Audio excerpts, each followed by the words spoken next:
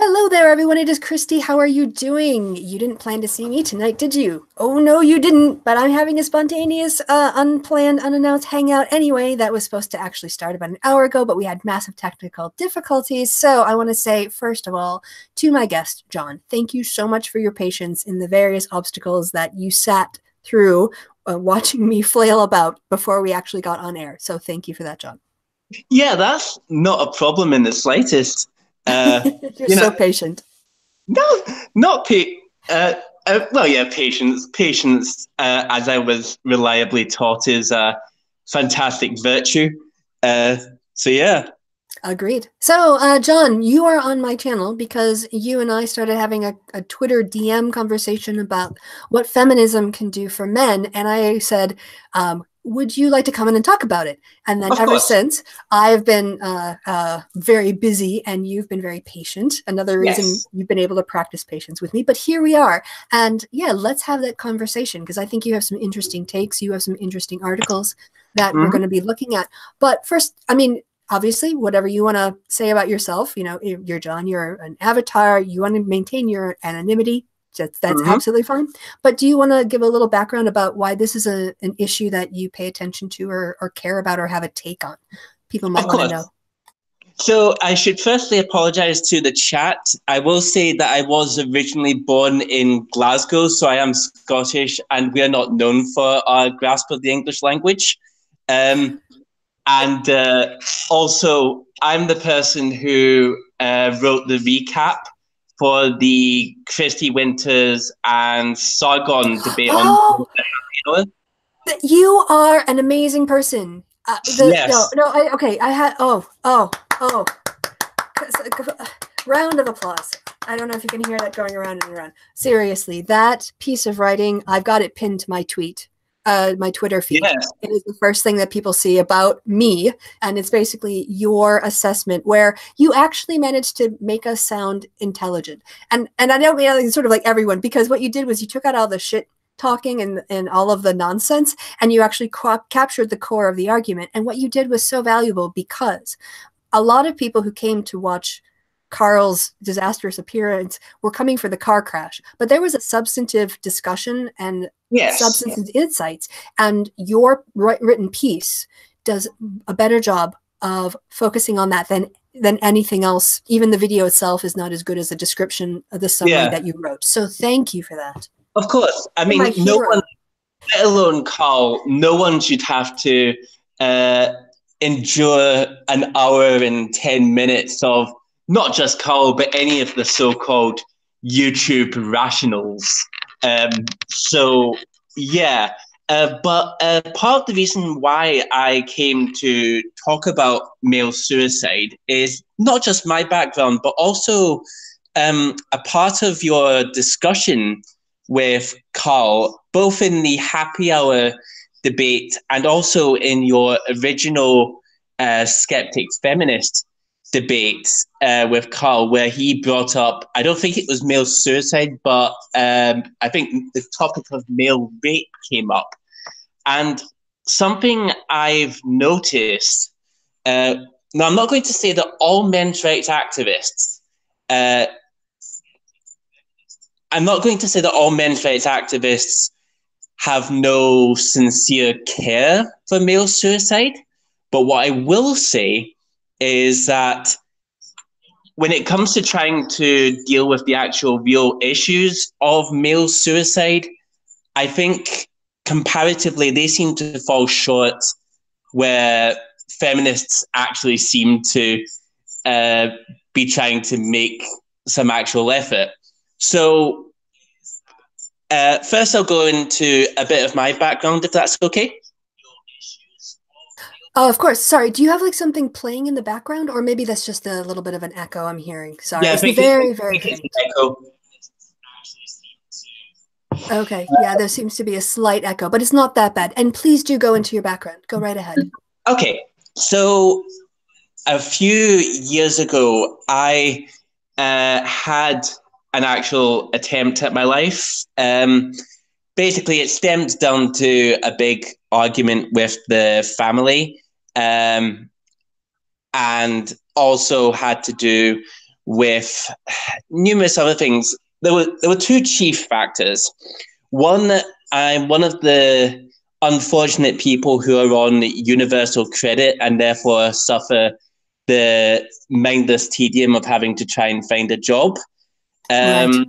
Yeah, and it's just such a mundane process. It's, you get a continuous cycle of either you apply for a job and you never hear anything back, or you apply for a job and you get what looks very suspiciously like an automated email saying, well, thank you for your interest, but unfortunately, we can't take you on for interview.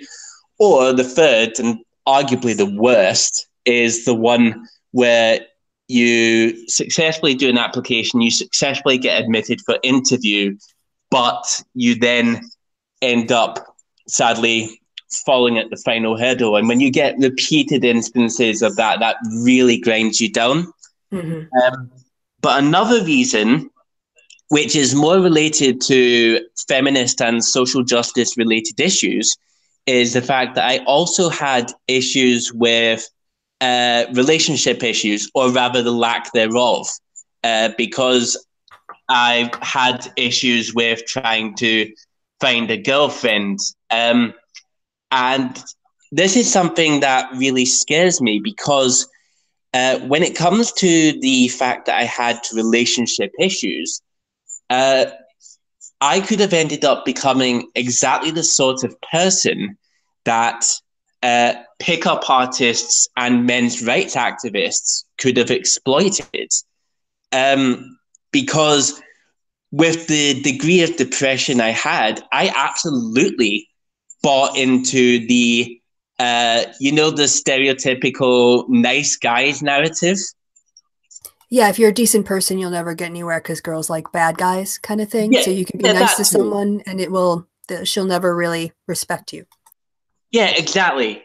So I constantly thinking, oh, I'm a nice guy. Why can't I have this degree of luck? And so I think I'm absolutely the sort of person who could have been exploited because while I don't have any data to back me up, I will say I don't think it would be a too controversial prediction to say that a lot of guys who will be who are enticed by these pickup artists like, Rush V and Polly Lamb and all these anti-feminists, these are people who could very, very much be suffering from, be it diagnosed or undiagnosed depression. And rather than an actual real fix, they're just getting pointed towards a scapegoat. Oh, the reason why you're feeling these issues of depression is because these evil feminazis are out here looking to oppress you. Or, oh, it's these other sorts of issues, like they might bring up immigrants, they might bring up all kinds of people. And it's just, it's absolutely gross. And like I say, I could have ended up becoming one of those people if it were not for the fact that I paid a fair amount of attention to the YouTube skeptics atheism thing. I'm a big fan of the atheist experience. Oh yeah, sure. That's a classic. Yeah, exactly. I still remember with fondness pretty much any debate that Matt Dillahunty has been in, because that guy is we do not deserve him. He's amazing. But and something that really put stuff into perspective for me. I mean, I was still suffering from the anxiety about not having a girlfriend, but you recall the Rebecca Watson elevator gate stuff, right? It was a little before my time, but I've been told the story in depth now, so I am aware of the facts of the case. Yeah. Well, essentially, literally all she said was, guys, don't do that. If you're in an elevator with someone in an enclosed space, don't don't kind of half pressure them into, excuse me, don't half pressure them into coming to your room. That's just, no, come on. It shouldn't be a controversial statement. And yet you had the likes of Thunder Foods and all the other YouTube rationals who were doing that. That's ridiculous. It is so ridiculous. Yeah. So, just to bring this back to your earlier comment. Sorry, but first of all, thank you for opening up about your attempt before and the conditions that you were in. And I think that, yeah, you don't have to have data to say that I think if you say, I know that given my circumstances, given the fact that I was single and lonely and I couldn't understand how to have meaningful relationships, I was exactly the kind of person who could have gotten caught up in the PUA scene because it would give me, like false confidence and tactics to use, or into the incel community and go deeper into, sort of the black pill situation. And so, yeah, I think you're coming from it from an experience of being the sort of target demographic that a lot of these people are appealing to, and with like the Richard Dawkins and Thunderfoot thing, and having contempt for in this case, a feminist critique, rather than taking it on board and looking at how to make people feel more welcome and inclusive, right? And I spent quite a bit of time on the amazing We Hunted the Mammoth. And Dave Fertrell's blog. And the sort of stuff you'd see from Rush V and Paul Elam, it puts a lot of stuff in perspective. I was, my literal first words when I was seeing this sort of shit was, Christ, is that what I could have become? So, yeah, when you see the arguments that, noted really good feminist writers and bloggers, like I'm a big fan of Zinnia Jones. Zinnia Jones is incredible. And as you've mentioned, David Futrell, it's just, so I was able to make a very, very lucky break from ever getting near that kind of situation. So there were a number of articles and videos that I have provided to Christy. One, we shall start with... Yeah, which one would you like to start with? Yeah, shall we start with let's see, what's the best one? I think the New Statesman article, which is male feminists are the turkeys who voted for a long and fulfilling life. Oh, that one I don't have, so hold on. Male feminists are the turkeys that vote for what? A long and fulfilling life. I think if you just put male feminists, turkeys... Oh, I see it. Yeah, it's coming up. Yeah, it's New Statesman. Got it. Yeah. So can you see that on your screen as well? Yes, on my computer screen, yes. Okay. I'll lock it on me so that it stays on me while you're talking, so the viewers just get the static image of the desktop article. So that's all ready to go. Yeah, that's fantastic. Yeah. So on this one, is there anything in particular that you want us to read out, or do you more want to give it a summary of some of the things that stuck out to you on this? How would you like to go? How would you like to go forward? So let's see. Firstly, within one of the paragraphs, there's here we go. 2 categories. Let's call them men's groups and men's rights groups. Got it. Apparently synonymous. Are you seeing what I'm seeing? I've got it. I've pulled it up on the screen so they can follow along. It's right here, peoples. Okay, go ahead. Excellent. To separate them is like distinguishing between a mature political party and a fascist rabble. Wow. Yeah. One ideally is interested in seeking the causes of problems and actually doing something about them. The other is a self-pitying and ultimately self-harming exercise in Haiti grievance mongering. So, within that first category, I'm thinking of CAM, the Campaign Against Living Miserably, a male suicide prevention charity, which I do believe is another link which I've included, which we'll get to later. Okay. And Great Men, a group of volunteers running workshops in schools to challenge gender beliefs that are damaging to both boys and girls, as two outstanding examples. And what you notice is that these guys managed to bring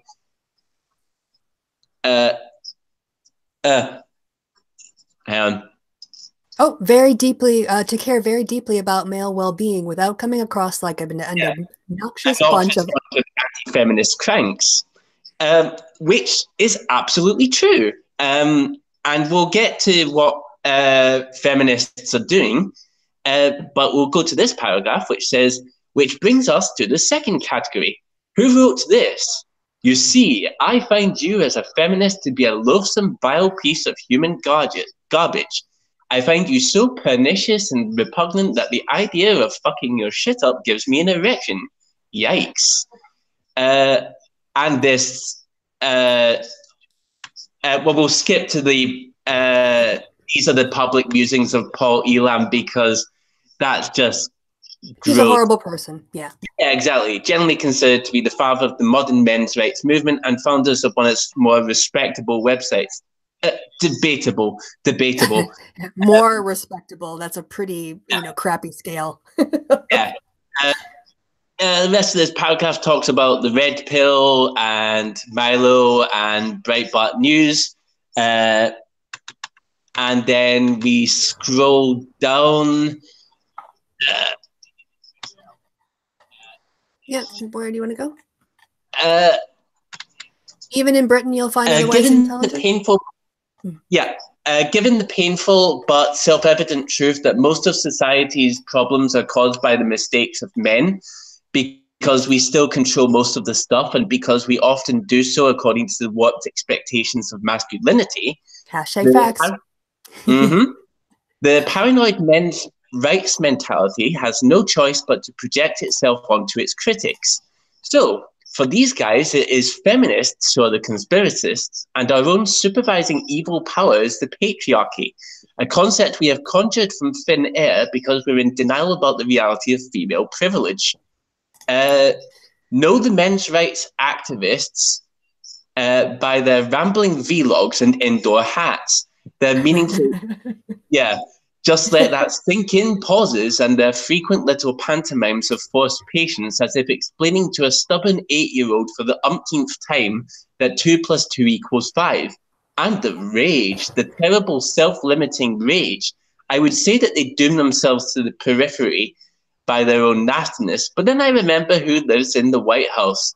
Yes, Vladimir Putin. Basically, yeah, his secretary. His assistant. And then this particular paragraph as well, last one from New Statesman that I find really good. Guys, pick a team. You can lament the way our culture makes it harder for men to look after themselves emotionally, or you can hate feminism, which has been saying exactly that for years. But you can't do both. You can say that domestic abuse against men is underreported, or you can ask yourself why men find it particularly difficult to report. You can complain that boys are underachieving in schools, or you can question the unruly, disruptive reading is for queers, don't be a girly swat stereotype that the culture still expects boys to perform. You can regret that men die younger, or you can ask why so many of us seem to think it's a woman's job to tell us to go to the doctor. Oh, and this one as well. The objectives of male well-being and women's equality are inseparable. Agreed. Sorry, I'm just doing commentary. I'm interrupting you. Go ahead. No problem. Masculinity expects men to be A, too tough to ask for help, because B, that's what a woman would do. Oh, yeah, I'll just interrupt that because I have had that. I mean, especially from, because I mean, much though my parents, they do understand, but my parents, and I think a lot of other people in the chat may be able to attest to this, they are from that generation of the pick yourself up and dust yourself off kind of mentality. They're from a generation where mental health wasn't quite as big an issue. And there's a lot more domestic abuse and alcoholism and suicide because of it. Exactly. Yeah. And of course, that's to say nothing of the god-awful state of understanding mental health in this country, especially when it comes to, as I said before, universal credit. So once we understand that gender is taught, we might not take it so personally when that teaching is criticized. Yep. Instead, we still have a culture where the emotional sphere, the place where we can recognize our feelings and nurture our relationships, is still associated with women and still relatively despised. Some of those enthusiasts for International Men's Day who complain about stereotypes on TV of clueless dads sellotaping their fingers together when trying to wrap Christmas presents are the same guys who think women do it better because they're innately decorative and care because they've had more practice. But yeah, so should we talk about this a bit? I'll switch off the screen and stop sharing, and it'll just be us. Yeah, we can stop sharing. You have it for reference. I have it for reference, but yeah. Yeah, and we can move on quickly to another. Before we do that, can we unpack that a little bit, because there's so much in there that I want to respond to. Of course. So I guess. Oh yeah, you want to say something first? No, best to let you. Give your voice a rest. Because you're as I've seen from previous stuff, you are pretty damn good at presenting insightful questions. So yeah, that would be the best approach. Yeah. So my thoughts are, first I should say, as a feminist, I do care about men and the toxic elements of masculine norms, like being strong and silent. I mean, there is a little bit of, like, we all have to deal with pressure, right? We all have situations where we have to kind of get through it. But if that's your modus of dealing with all emotions, that's bad. And that's my perception. I'm not a man, I don't know, but that's kind of my perception of the stereotype of how men are expected to behave, which is so as a feminist, I see a lot of things in norms and cultures that end up producing violence. That doesn't mean I think men are inherently violent. I don't think men are inherently rapists. And so what I find particularly galling about the men's rights movement is that they use men's suffering to smash feminists, and then they don't do anything to solve the problem. And the other critique I have of the men's rights movement is they saying, well, why aren't feminists getting domestic shelters for men? I'm like, well, we're your allies, not your moms. Yeah. If you want to make a scapegoat, perhaps you could talk about the effects of austerity, especially under the current Conservative government in the United Kingdom, or whatever is going on in the United States. A lot of shelters, not just for women, but also indeed, what could be possibly available for men. It's not available because of the effects of austerity. Local councils don't really have the funding. So feminists aren't the enemy here. It's, a kind of an ideologically motivated government that seems to just think cutting is the answer rather than investing in services that would actually help.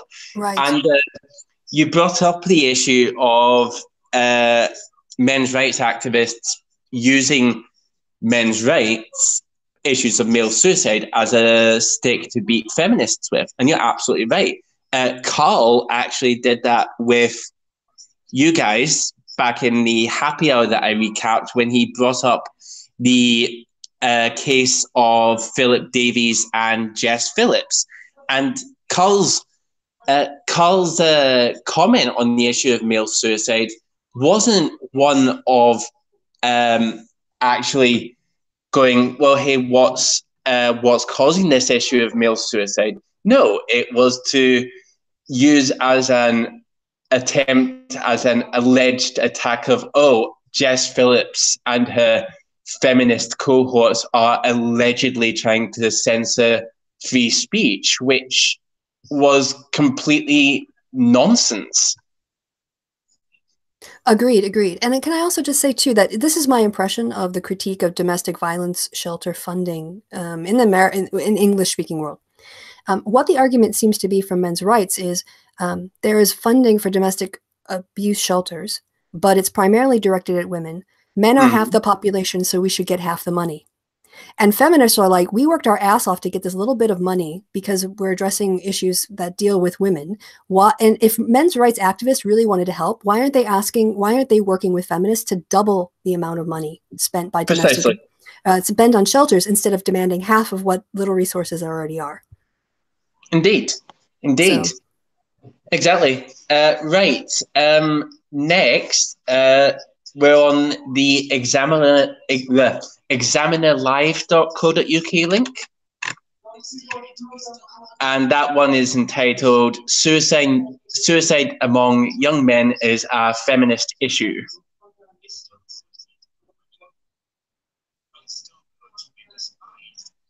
Sorry, John. Sorry, I had myself muted. Are you by chance wearing headphones?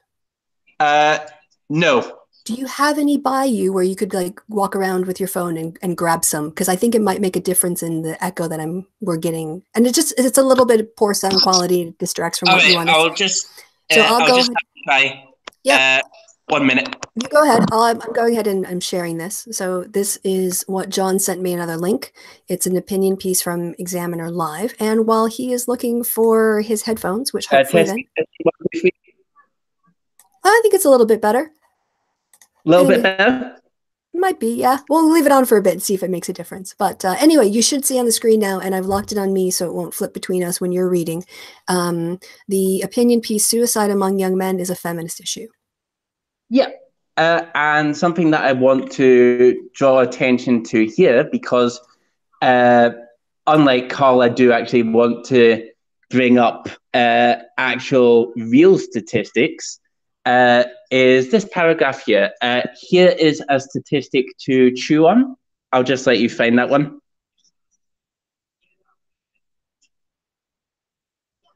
The paragraph that begins, is a statistic. Oh, yep, got it. It's on the screen now. So I've highlighted it. You're starting here. I've also tried to highlight the text when I find when you're reading. So that's where we're starting right here. And I also blew the screen up to make it slightly easier to read on a smaller screen. So go ahead. All right. So here is a statistic to chew on. The biggest killer of men under the age of 45 in the UK is suicide. Here's another one. Of the 6,000 lives lost to suicide in Britain in 2015, 3/4 of those were male. I am a proud feminist and often use this platform for advocating women's issues such as period poverty and the Me Too campaign. But male suicide is a feminist issue too. Society's ideas of what it is to be a masculine mean men are brought up to think suffering equals weakness and talking equals being a pansy. I'm not sure if that's something that Americans have here, but for those who don't know what being a pansy is, it means being a worse, being weak, essentially. Soft. Yeah, exactly. Our gender ideals teach men to put up and shut up. It's ingrained in the very language we use. Don't be a big girl's blouse, man up, and boys don't cry. We don't realize how dangerous this subtle rhetoric may be in raising men in the world. There is no evidence to suggest that the illness hits men any harder than women, though, only that men are less encouraged to be open about it. In fact, the Mental Health Foundation claim that in England, women are more likely than men to be affected by the most common mental health issues, which only further highlights the issue that suicide is such a pressing issue for men. An inquest this week heard how one local man took his own life by jumping from Huddersfield bus station, 18 years after a previous attempt. His brother had also taken his own life.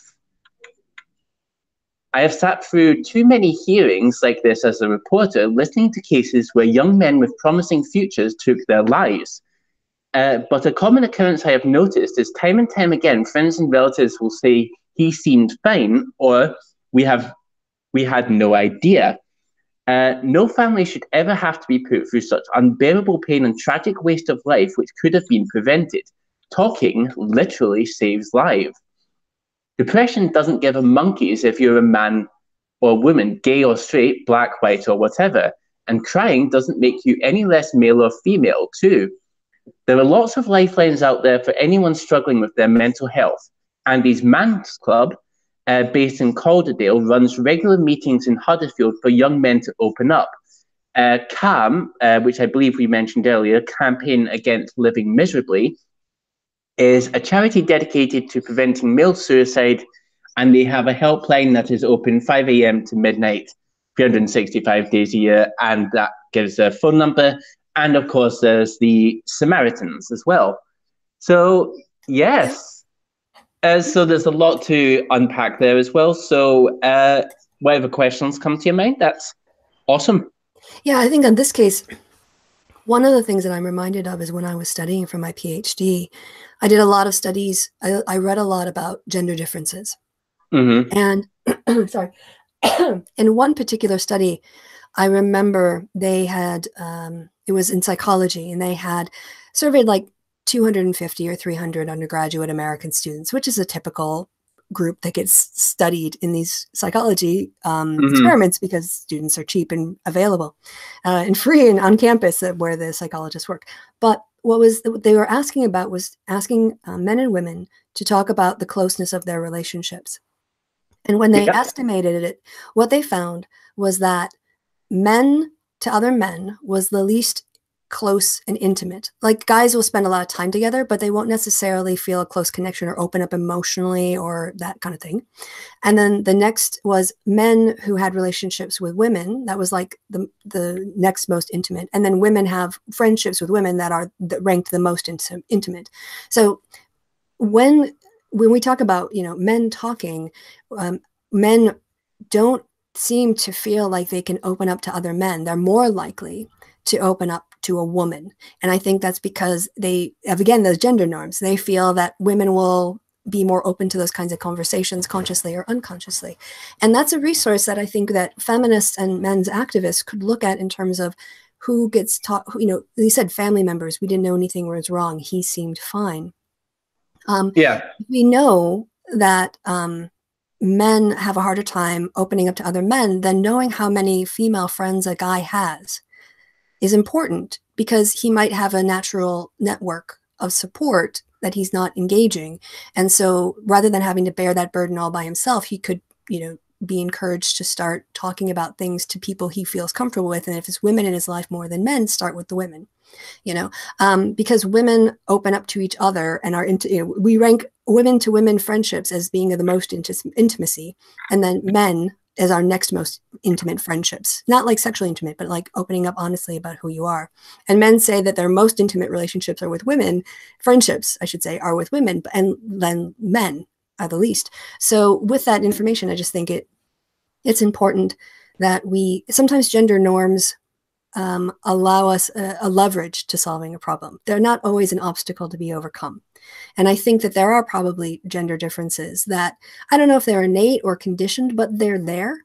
We don't have to demonize all of them. We can draw on the strengths of some of those things. And if women are more practiced at being open emotionally, then showing men how to do that, we can model a more intimate friendship and a supportive friendship. Because if you have mostly male friends and you're a guy, you might not have that experience.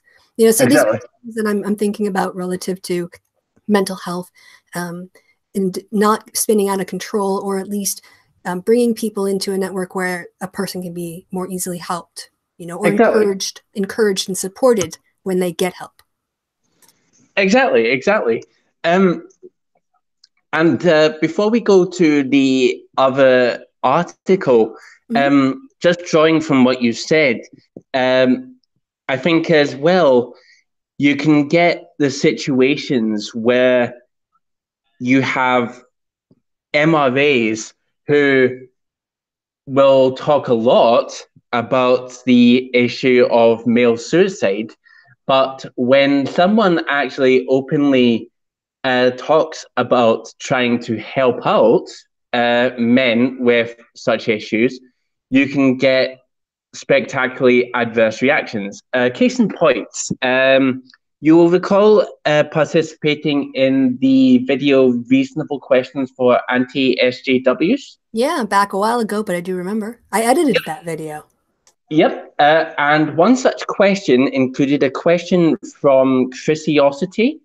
And if she gets a chance to watch this, hello, I love your work. I'll let her know personally. I'll give her a timestamp. Um, but part of her video, one of her questions related to the fact that she works with trying to solve male issues, and she then sorry, trying to gather my thoughts. Yeah, she invites any anti SJWs watching to maybe try and work together with her.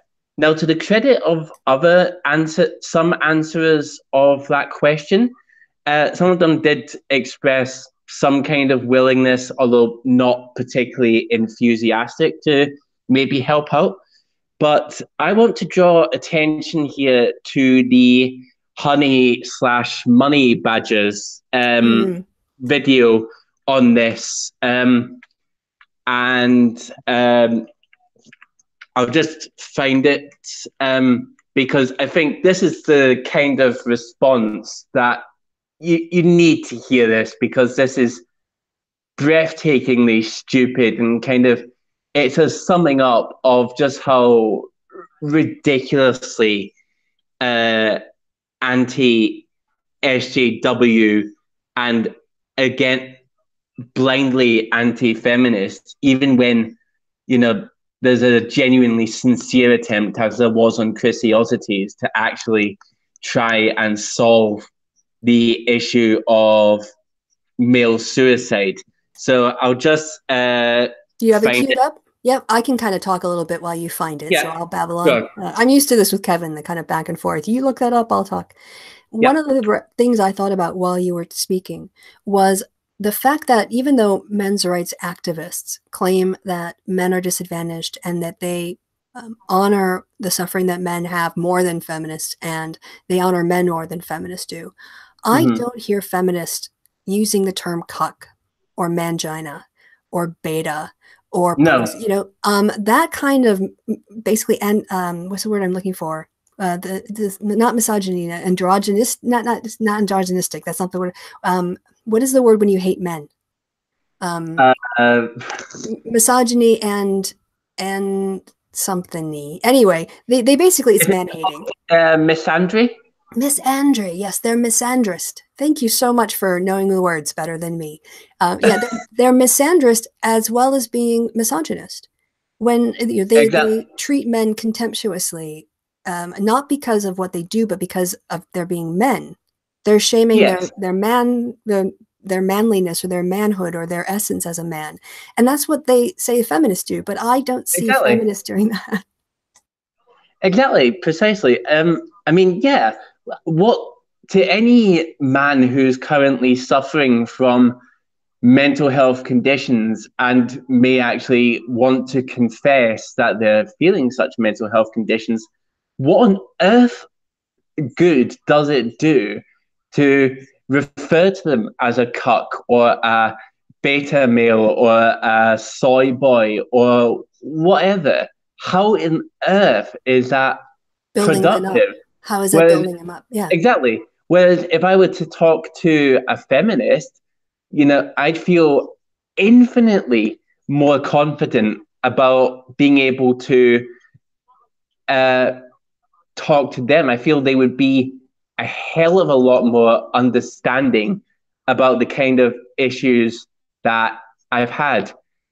Can I just say, Madness Ends? I'm watching the chat to approve comments and stuff. And Madness Ends makes a really good point, and I want to actually speak to this.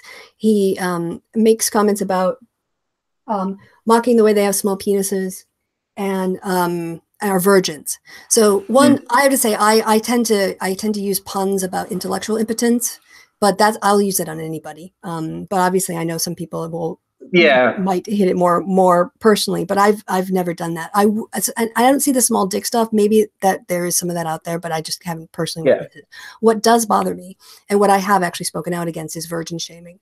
I don't see why whether or not someone's a virgin is a statement. And there's a lot of, that's a completely valid point.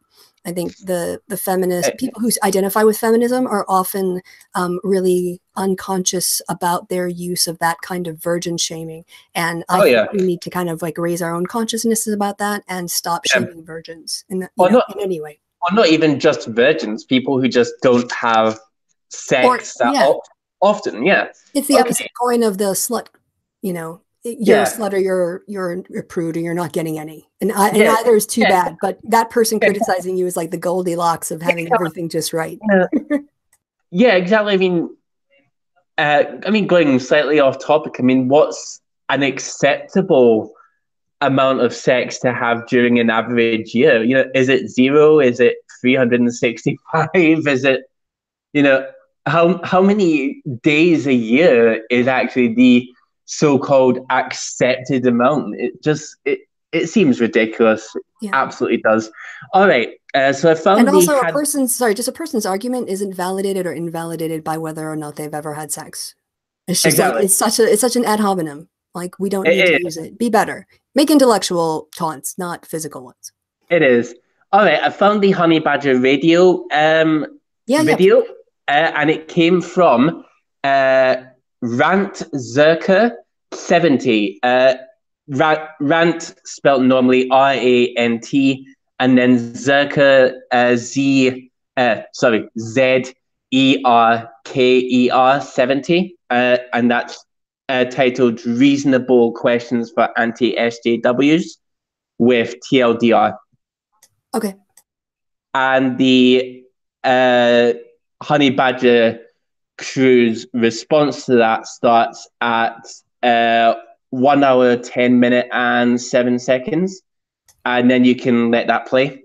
Oh, I don't have it. Do you have it up? Do you have audio you could play? Or I need a link. So let's see. Do you know how to use the blue chat here in the Hangouts? Probably not. You're on your phone. This sucks. I can send it to you via Twitter. Yep, that'll work. And then I can pull it up. So then you'll have to talk while I pull it up. Of course. And then I'll have to try. I didn't realize we'd be doing audio, and so I'm not in my OBS environment, so I have to kind of like move my mic around a little bit. So, but that should be less of a problem now that I've got my mic stand. I was going to say my bike stand. I don't know why. Probably because I've never had a mic stand before, and I've had bike stands available to me in the past. But okay, so I'll go ahead if you want to chat. Maybe have you got it on your? Have you got it on your Twitter, right? Yeah. I have to set it up, so we're going to need a few seconds. But what I wanted to kind of kick things off with is, yes, I don't think that, and this isn't a feminist thing, I don't think anyone should cede some sort of moral authority to men's rights activists because they claim to be activists for men's rights. I think it's more important that you look at what the value system is. And while I see a lot of grievance culture in men's activism, I don't see a lot of critique of the systems that put men in those situations. So maybe do you want to talk about that? Sorry, can you repeat that question? Sorry. Sure. Basically, maybe I can make it more clear.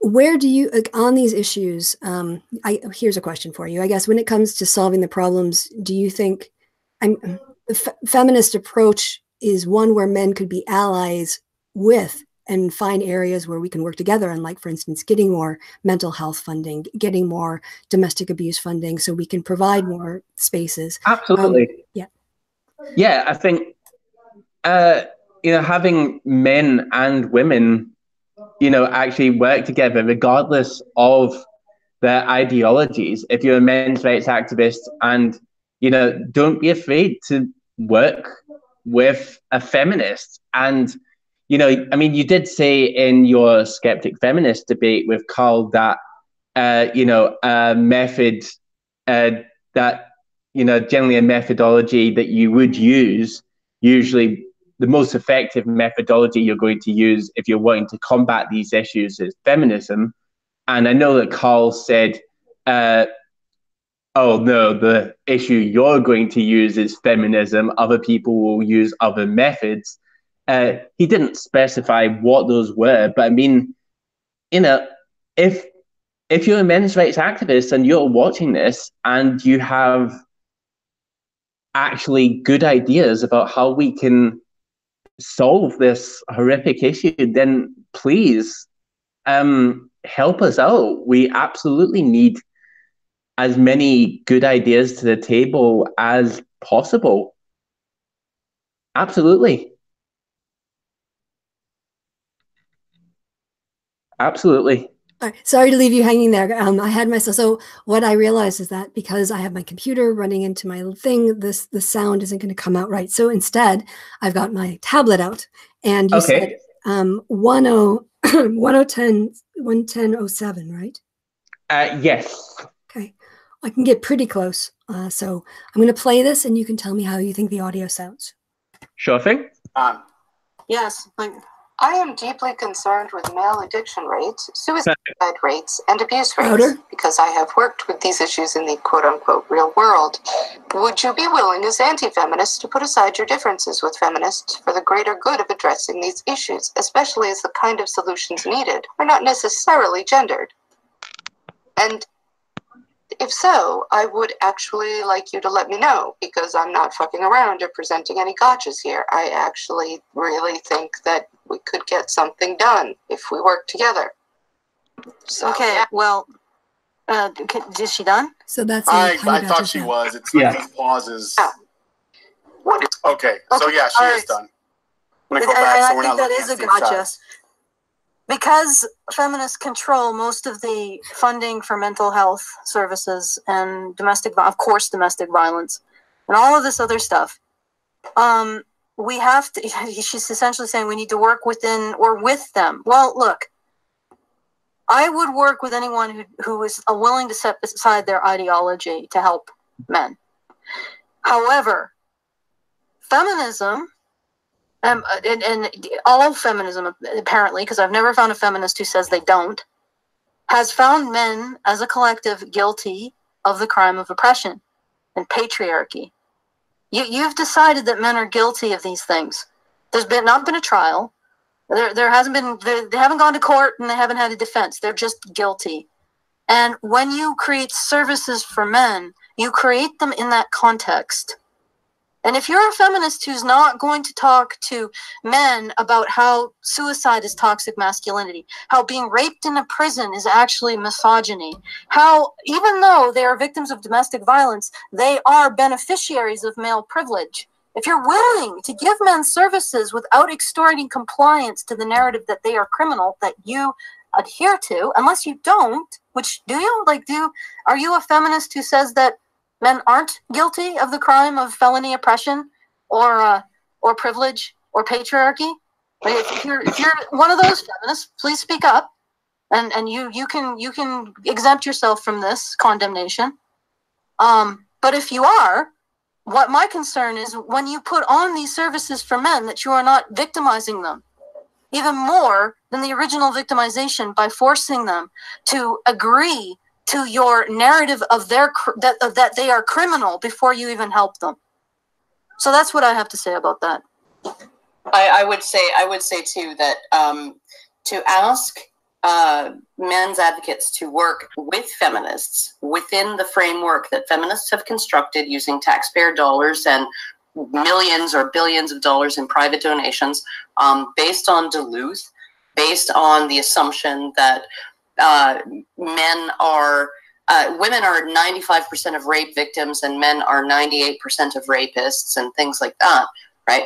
They've built a huge, huge industry essentially based on this sort of male culpability in terms of, and they see men who are abuse victims, men who are rape victims as exceptions. And particularly if they were victims of abuse by women or rape by women, they are like extreme exceptions. They are, and so they're not going to tailor. She says many of the solutions are not gendered, but the services are gendered.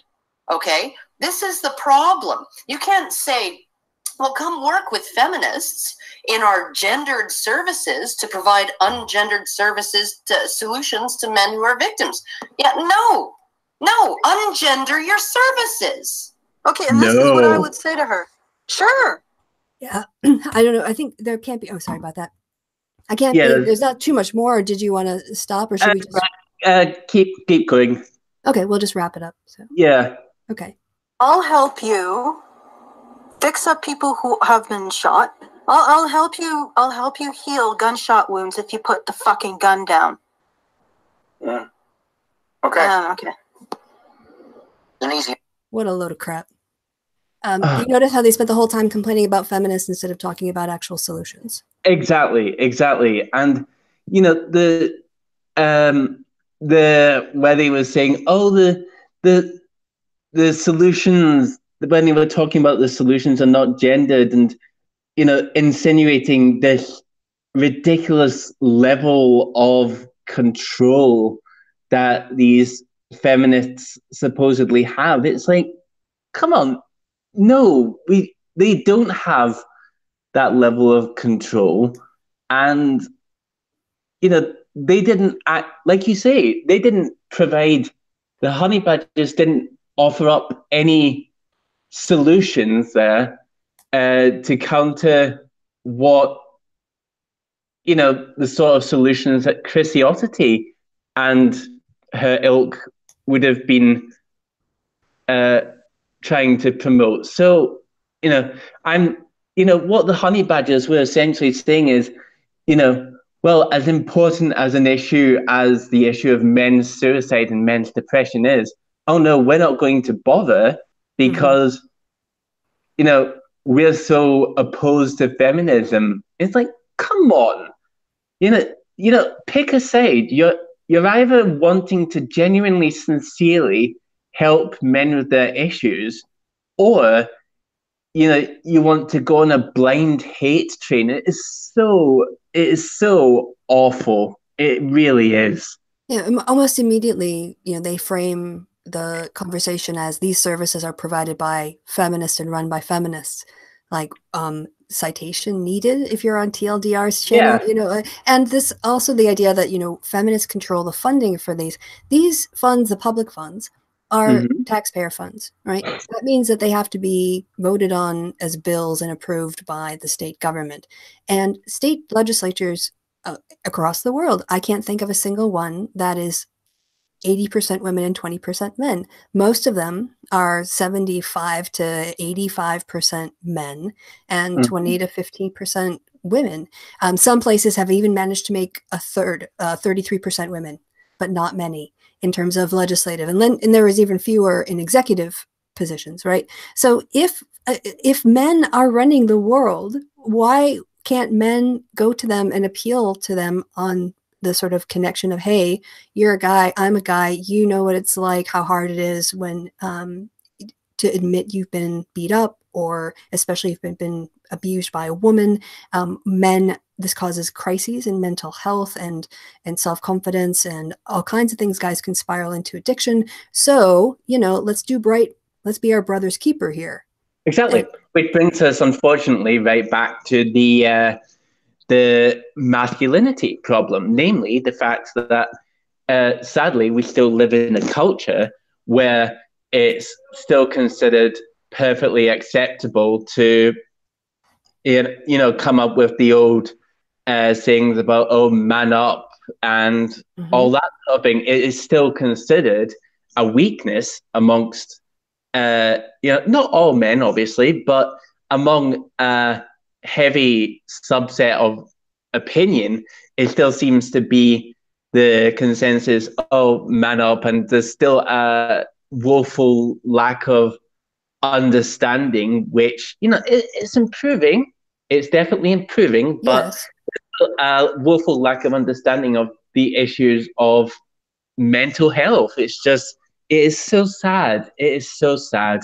Here on my channel, I think it was, I hosted a movie review of the documentary The Mask You Live In. It was made by the same production team that did Misrepresentation, which talked about women's portrayal in society and women's issues and girls' issues in society. And The Mask You Live In is from the issues that boys face.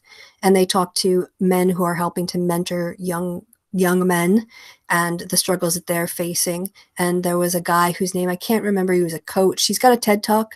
And he's a really famous guy, but he said the 3 most toxic words that you can say in the English language, you can say to a guy is "be a man." And he said he explains why that's such a harmful, not just hurtful, but a harmful phrase in a society where masculinity is highly valued, and the way that phrase is abused to force men into certain patriarchal norms. Exactly. I recall. I'm not usually a watcher of this show, but I recall a really good storyline in Coronation Street, and I forget which character. It was the character of Tyrone, I believe, and he was suffering issues of domestic abuse from his girlfriend / wife, and he has to go through a particularly horrific case of getting not taken seriously and indeed getting framed as the abuser himself before eventually the woman in question does get exposed. But yeah, there's this expectation in society as well with regards to male victims of abuse. There's the whole, how could someone possibly allow this to happen to them? And, that's that's completely harmful. They should be a man. They should be the dominant one in the relationship. And, that does nothing for male abuse victims. It's absolutely horrifying. And linked to that, and certainly not an equivalent, like an opposite, but linked to this idea is it's less popular in society now, but I think in previous generations, it was considered acceptable for a woman to slap a man. Yeah. You would see that, at least I would see it in films. And there seemed to be this sort of expectation or acceptance that a woman could slap a man, but a man can't slap her back. Yeah. And that's just some sort of like privilege she had or whatever bullshit or whatever they had. But you don't see that anymore. And I think society generally hasn't really confronted this, though, in terms of talking about when women are violent. It seems to be something that doesn't really make people comfortable. And women who are violent are considered aberrations rather than, like, when men are violent, it's considered more normal. So we have to deal with it in a different way. But confronting, it's not just by pathologizing women who commit violence and saying, oh, there's something wrong with them. I think we need to talk about, just like we talk about, sort of in the domestic abuse situation, violence. Okay, I'm not talking about emotional abuse. That's a whole other category. But in terms of physical violence, that it isn't okay for a woman to hit a man and then expect him not to retaliate. That, and it's not even about the expectation of non-retaliation. She shouldn't be doing it. Nobody should hit. People shouldn't hit each other. You don't. We aren't. We have evolved brains now. We have consciousness and language. We don't need to resort to violence with people with whom we're in relationships. Right? Yeah, and that's all. Yes. The only acceptable level. The only acceptable use of violence is in fiction, and especially if you're Liam Neeson. Yes, and you're in a movie with Taken in the title. Yeah, one of the few movies there is where they can have the damsel in distress trope, but it's still actually fairly watchable. I'm a big fan of Anita Sarkeesian as well, and I'm just going to prepare for the chat to. Actually, the chat's very friendly. They're loving this. There's comments like this conversation is so on point. And I think I actually saw someone say that they were impressed by a sexy Scottish accent. So thank you to the person who said that. But that just to go slightly off topic, because I mentioned Anita Sarkeesian. On her Feminist Frequency website, she always generally tends to have transcripts of her videos. So that kind of was also another sort of inspiration in wanting to recap videos, because I do and I understand it can't happen with every video, but I do sometimes wish that with regards to YouTube videos that run a particular length, that there would be transcripts and recaps provided. I mean, I understand why people don't, because obviously generally they tend to be rather busy, but, you know, I do wish that that could happen more. But I understand why people don't. I understand why people don't. Yeah. And sometimes what they do is they'll do auto-generated text from the spoken word. And it's not always 100% on, but you can often open that as well and find timestamps with particular quotes. I've done that, you know, in the past. So YouTube does offer that. Yeah. Okay, cool. Right. The next link, and I think the final link, is the NBC News link. And that is called This Father's Day, Men Are Experiencing a Crisis of Masculinity. The solution, more feminism.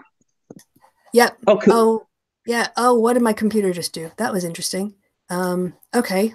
This is, hey everyone, you get to see. Oh, I think I've seen that before. The endless spiral, not spiral, the endless void. Yeah, this one actually popped it up with one screen. It doesn't matter, you can watch it back, but one screen was on the left-hand side and the other screen was on the right-hand side, and I was completely confused, but it's up there now, so. Yeah, and this was starting with the paragraph that says, this weekend is Father's Day. A holiday typically celebrated with displays of testosterone and gender cliches. It's also as good a time as any to acknowledge that there is indeed a crisis of masculinity, but it isn't caused by feminism and changing gender norms. Rather, men experience violence and depression because norms are not changing. And it is in general powerful men who enforce these unhelpful and sometimes dangerous masculine expectations, not tyrannous feminist women. And we get to a good statistic. As one example, consider male suicide rates. Men are the victims of 3/4 of suicide in the United States. This isn't because feminists have successfully carried out a campaign to keep men from having sex. Rather, male suicide rates are tragically high because of traditional stereotypical standards of manliness. Our culture tells men that they are supposed to be emotionally and physically strong and self-contained. It is not surprising, therefore, that men are less likely to seek medical help for mental health problems. A 2016 YouGov survey found that 28% did not seek out mental health care despite experiencing distress, as opposed to only 19% of women. A third of women told friends or family they had mental health problems within a month. Only a quarter of men did the same. As Ali Fogg writes at The Guardian, we tell boys not to cry, then wonder about male suicide. Encouraging boys not to cry is dangerous. Encouraging boys to love guns is even more so. Guns are historically, stereotypically a masculine sort of thing. Lisa Gould, a psychiatry professor at Georgetown, told, quote, connecting manliness with gun ownership exacts a brutal toll. Statistics compiled by the Kaiser Family Foundation found that in 2016, men accounted for a staggering 85% of gun deaths in the United States. Men own guns at 3 times the rate that women do. As a result, it's not surprising that they are more likely to be hurt or killed in a firearm accident. And it also makes them much more likely to die when they attempt suicide. Women tend to prefer poison to guns when they try to kill themselves. Men use firearms, and firearms are a very effective way to inflict harm. Gender expectations and stereotypical views of men contribute to another crisis, imprisonment. Mass incarceration disproportionately affects Black people and people of color, but it also, and relatedly, affects men. Rates of female incarceration are rising. Between 1980 and 2014, they increased by 700%, according to the Sentencing Project.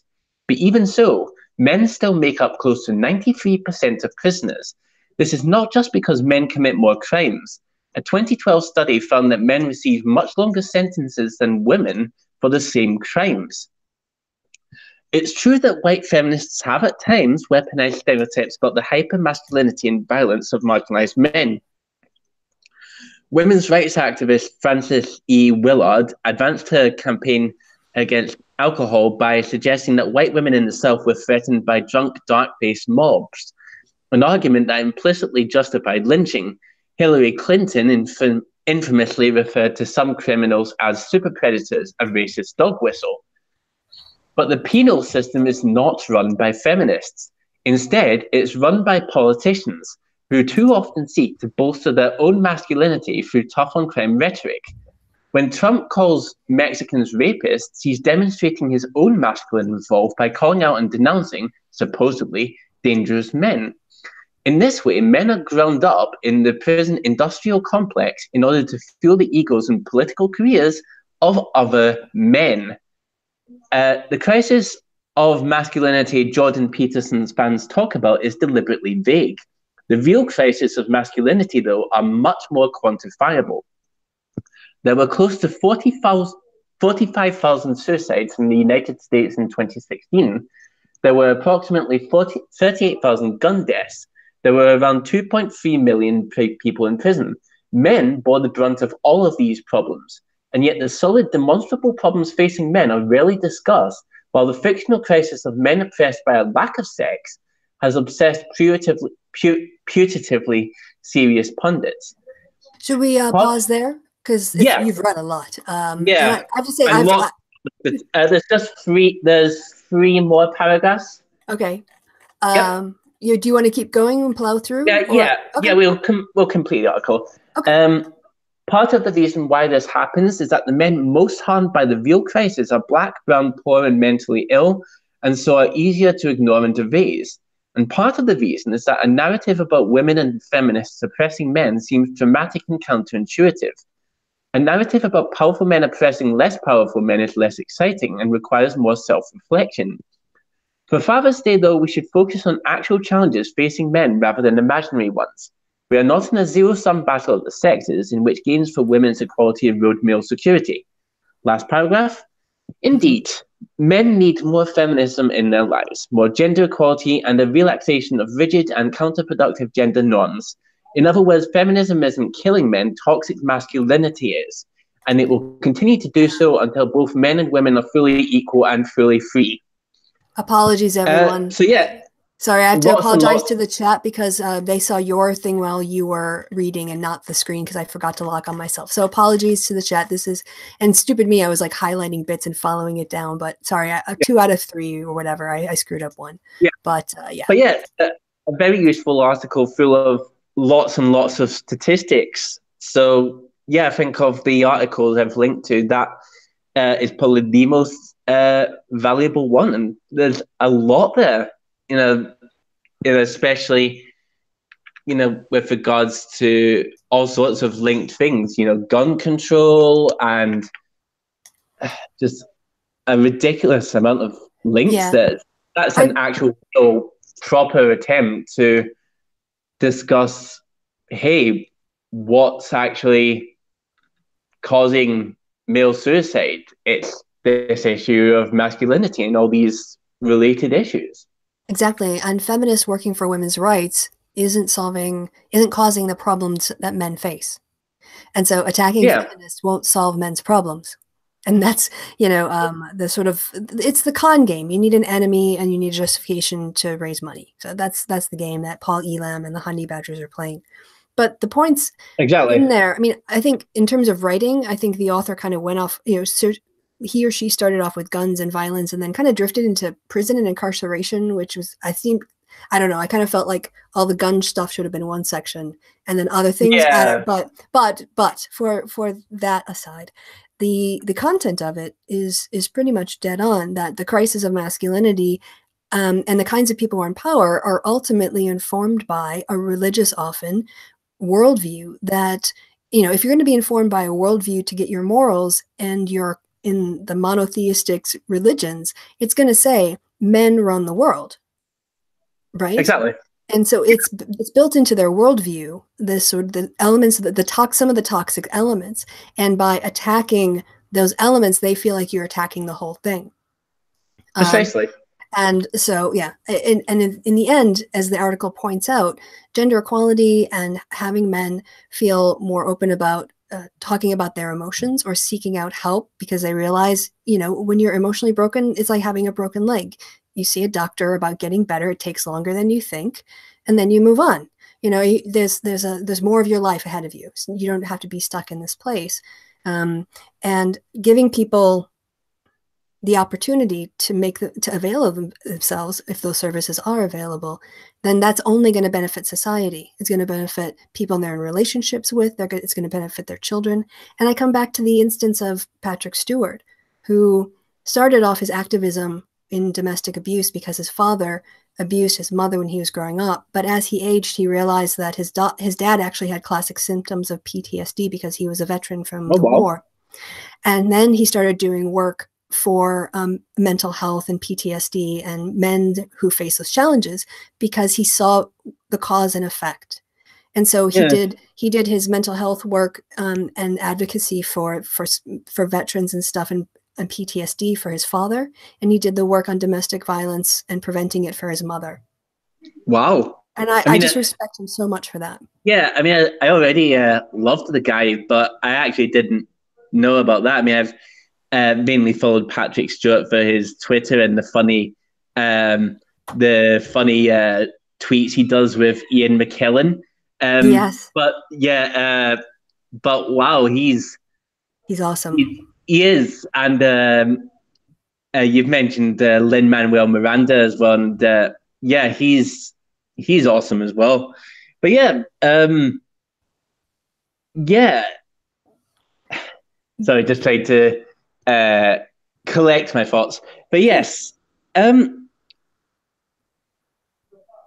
yeah, just it's good that there's actually men that are actually out there, and rather than resorting to the whole, oh, you know, look at how awful these feminists are, and that's how we can get men to be better. They actually try and, you know, they actually use evidence-based thinking to try and improve what's hurting men, and they actually look at, you know, the things in society which is actually genuinely hurting men, like the, you know, the patriarchy and these issues of masculinity.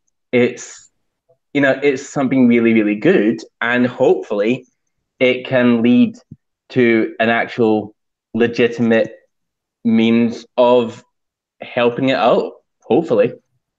Yeah, and I think that, you know, for the people who've been dragged kicking and screaming along the way against feminism, the effects of feminism in society have been positive.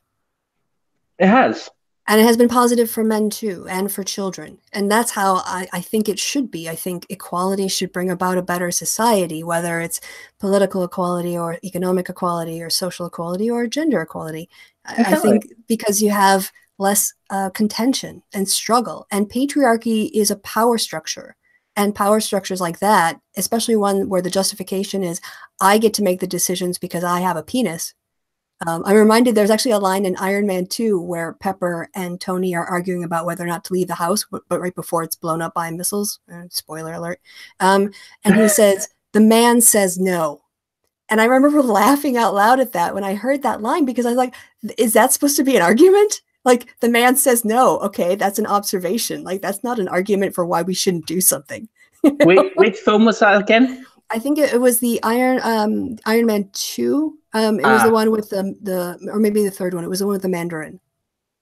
If it was Mandarin, that's the part where near the end of the movie, Gwyneth Paltrow, doesn't she get temporarily get powers as well? So yeah, yeah, exactly. That's the. I also, by the way, I found the clip that I was thinking of while you were speaking. It's called Patrick Stewart Gives Passionate Response to a Question at Comic Palooza 2013. And I searched Patrick Stewart domestic violence and Patrick Stewart PTSD, and this one comes up at the top, both searches. So I'm pretty sure this is the one where he tells that story. Okay. So just as an FYI, people can search for that, or just search Patrick Stewart PTSD. Yeah, you could put a link in the description. That would be If I remember, yes, I will. Yeah. I get lazy after the shows. I'm like, I'm done the show. I'm tired. But yeah, I think there's more. I think that there is more opportunity for feminists, and this is what I think is important, to ally with men. It's not about feminists getting the domestic violence funding and then giving half of it to men or whatever else, right?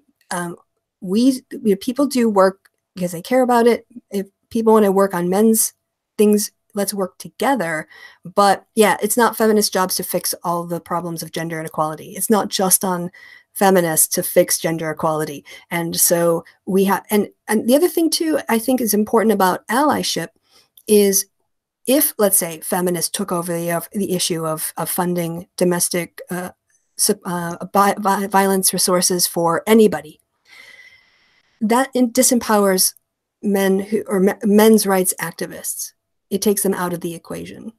The purpose of an ally is that you stand behind them or you stand next to them to show that you are a support. But they are the ones who are being empowered to transform. Right? Yeah. And this is also, I think, missed by people who critique feminists for not doing enough for men. Like, well, we're not here to do your laundry and do all your clothes and fix everything by ourselves.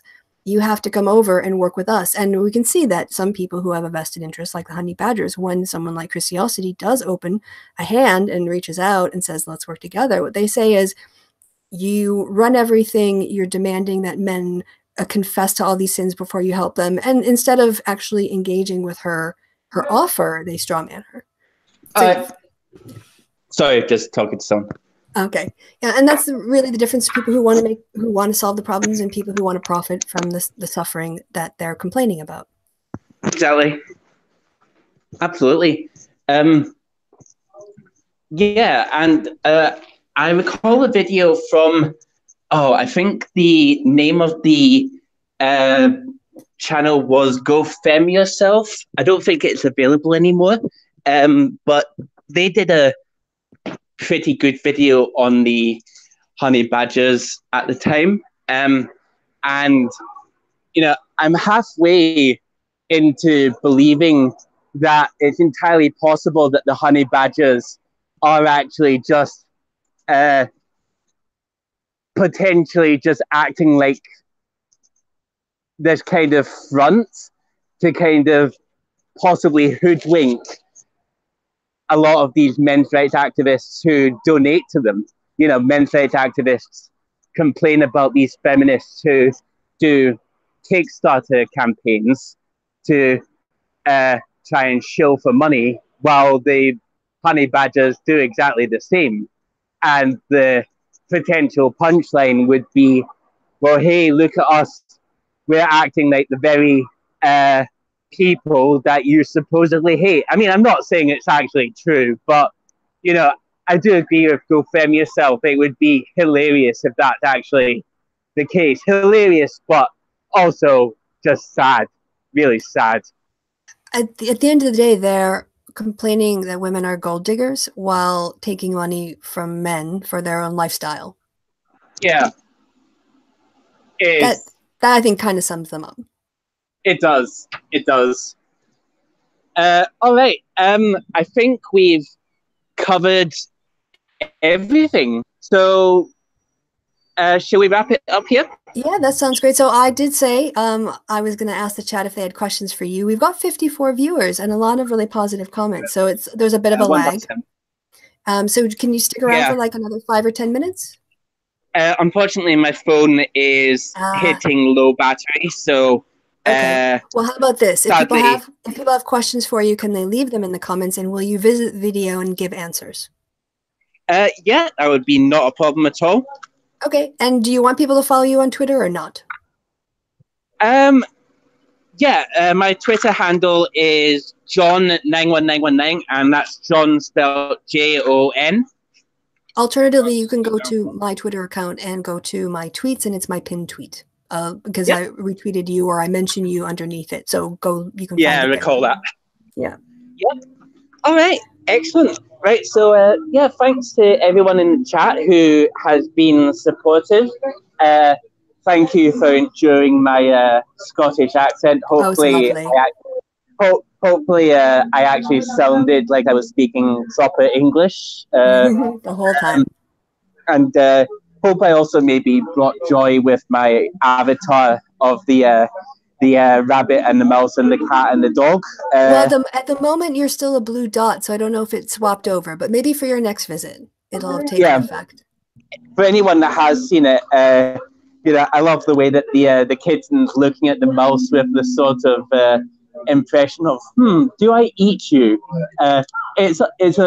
That's something that really helps with any sort of depression as well. Just feel good images. Feel good images. Yes. I call it on Twitter. I definitely subscribe to animal videos because when they pop up, it's like a little mental vacation from Twitter. I get to watch like a dog meeting a puppy for the first time. You're like, oh. or dogs and cats with babies as well. Any times that cats and dogs just demand petting and hugs from their owners, it's delightfully therapeutic. I love it. Yes. All right. Well, John, thanks so much for coming on. And I'm so glad I extended the invitation. And I'm so grateful now for your patience through the various obstacles that you had to wade through for this to happen. But it was definitely worth it. And I think people in the chat especially appreciated it. So thanks for doing your research and coming on and talking about it. Yeah, it must be good to have a guest on that actually brings research to the table. Actually, you showed up on time as well. I didn't just name one feminist either. On two sides of a great big ocean. One feminist in the US and one feminist in the UK. Like Carl, I actually, produce actual lists of organizations and actual statistics, which I'm assuming were actually reliable. So my favorite moment. My favorite moment was when he said he brought an opinion piece, but it was an advice column from the internet that was anonymous. Brilliant. But if people want to see me in a future episode, maybe the happy hour, if you guys would be interested in seeing me, please feel free to comment. I'd be more than happy to participate in a hangout. All right, great. So again, thank you, John. And I know the chat would thank you too if they could talk, but they can't. They can only write. So thanks from the chat as well. I'm going to do my little thing. I've been Christy. John's been awesome. The chat's been awesome. People in the future have been awesome. And do you watch to the end of the happy hour? Would you like to do the bit? Goodbye from me and goodbye from John. Say goodbye, John. Goodbye, John. Yeah, you did the bit. Okay. Talk to you guys later. And John, don't leave quite yet. I'll talk to you a little bit after we go off air. So bye, everyone. Bye.